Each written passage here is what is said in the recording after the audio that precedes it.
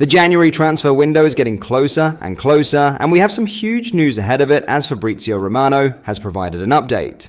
In today's video, we will discuss this, whilst also going over all of the latest Liverpool news from the last 24 hours. But first, hit the like button and subscribe to the channel for daily Liverpool content.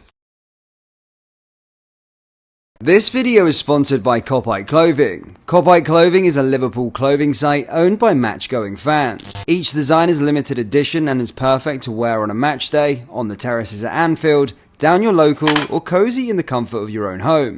As stated, each design is limited edition, and if a product is showing out of stock, they will not be restocking the item, so if you have your eye on something, grab it fast. Lastly, Clothing wants fellow Reds to be 100% satisfied with their orders, so if there is a reason you're not happy, they will refund you with no questions asked. Head over to clothing.com or down into the link in the description to get all of your Liverpool merchandise. Anyway, let's get back into today's video.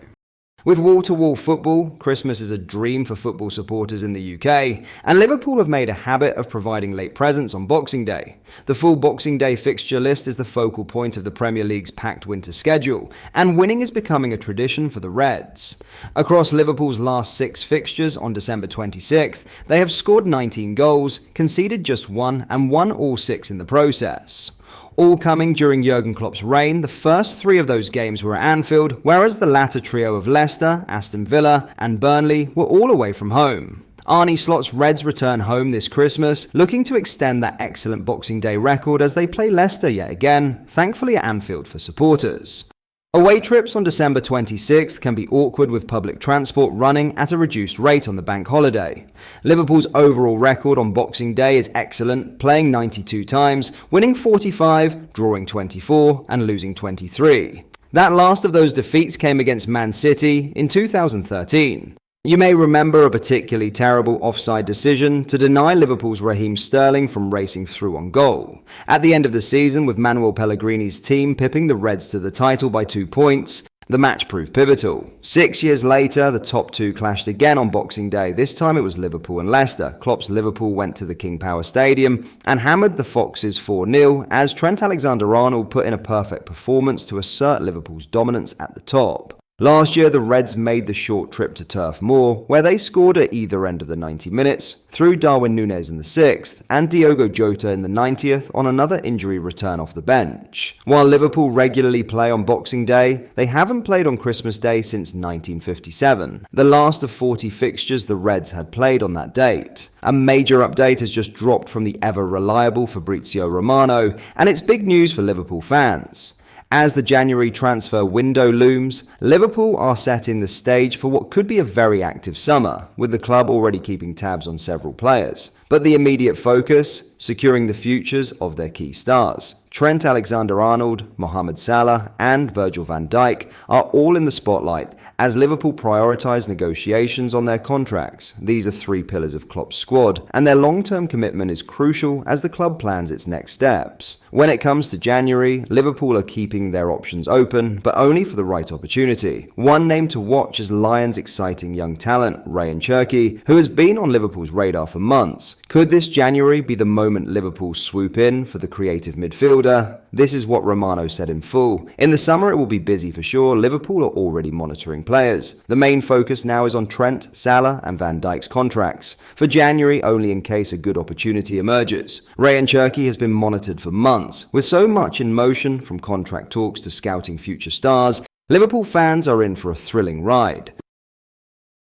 In other news, Federico Chiesa was once again missing from Liverpool's squad as they beat Tottenham 6-3, and Arne Slot has now revealed the real reason why. Liverpool's demolition of Tottenham didn't require the services of Chiesa, with the Reds' other attackers taking it up on themselves to make the opposition's day a nightmare to forget. Diogo Jota and Darwin Núñez both came off the bench to add to Ange Postecoglou's worries, but Chiesa was absent, a shame given it would have been an ideal game in which to get him minutes after a healthy lead had been established. Before the match, reporters claimed this was just due to him not being selected by Slot. The coach revealed after Sunday's match, though, that Chiesa's non-attendance was due to sickness. Slot explained, Sick, ill, unfortunately for him because he had some minutes against Southampton, but unfortunately he was sick in the last 2 days, and today as well, so we couldn't bring him to the game. It is unclear whether he will be available to play against Leicester on December 26th, though the 4-day gap will likely mean an illness has cleared up by Boxing Day. In any case, he isn't in line to start due to the form of Liverpool's other attackers, but if Liverpool can race into another lead, like against Tottenham, it could serve as an opportunity for game time. Since arriving on Merseyside, Chiesa has only played 123 minutes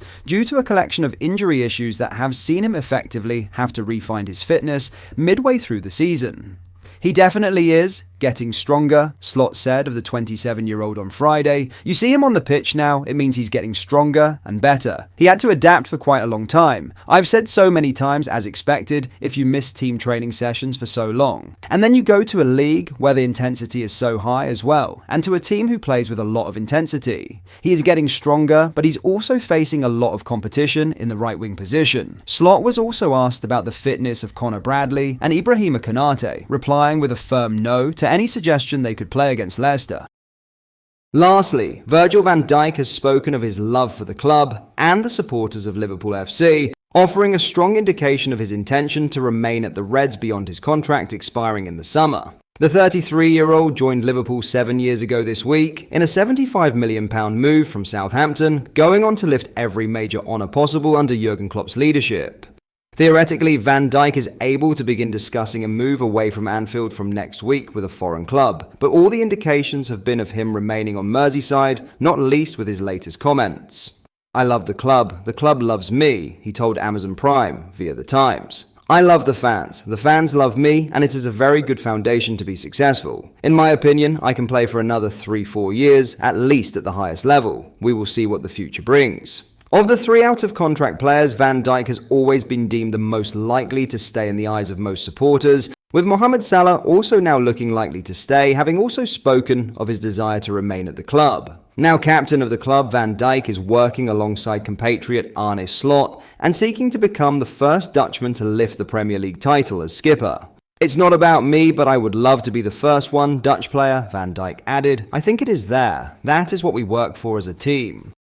Meanwhile, a Sky Sports journalist, Dharmesh Sheth, has given his view that it looks very likely at the moment that Salah and Van Dijk will stay. On Trent Alexander-Arnold, Sheth adds, "I'm not saying Alexander-Arnold won't stay, it's just that his one hasn't been made as public as Salah and Van Dijk. There appears to be growing confidence that both Salah and Van Dijk will sign contract extensions, which in turn could help in persuading Alexander-Arnold that his future is best served at Anfield, working alongside the best in the world and further adding to his trophy collection and legacy at the club." That brings us to the end of today's video. Let us know your thoughts down in the comments section below. If you enjoyed it, please do hit the like button and subscribe to the channel for more daily Liverpool content. Thank you.